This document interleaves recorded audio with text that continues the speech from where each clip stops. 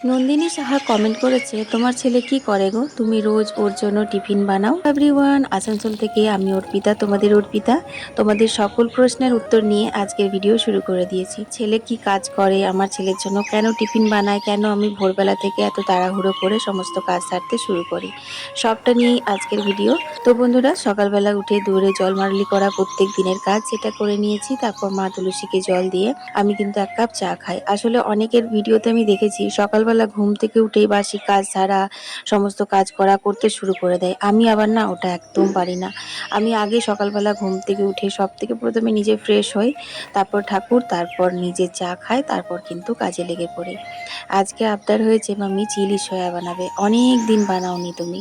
তো আজকে ছেলের জন্য চিলি সয়া বানাবো আর শুকনো রুটি।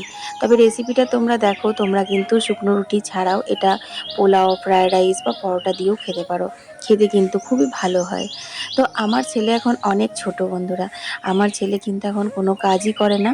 কিন্তু ওই যে যুগের হাওয়া, যুগের তালের সঙ্গে তাল মিলিয়ে না চললে তো পিছিয়ে পড়বে, তাই পড়াশোনার চাপ বেশি। এই জাস্ট এই বছর মাধ্যমিক পাস করেছে, তো একটু অন্য আউট অফ স্টেশন যেতে হয় ওকে পড়াশোনার পারপাসে।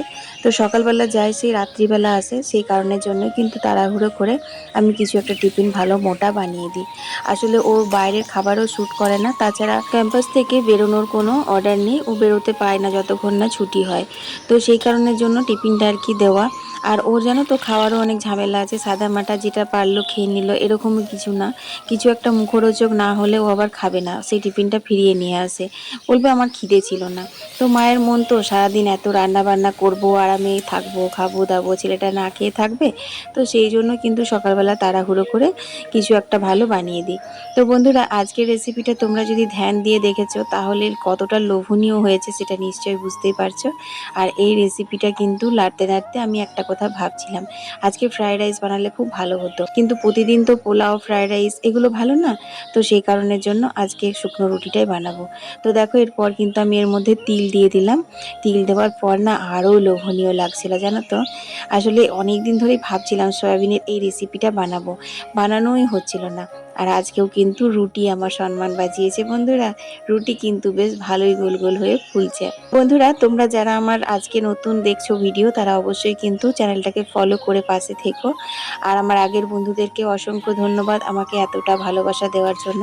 তোমাদের প্রত্যেক দিন শয়ে শয়ে কমেন্ট জমা হয়, আর সেই সমস্ত কমেন্টের রিপ্লাই দিতে আমার ভীষণ ভালো লাগে।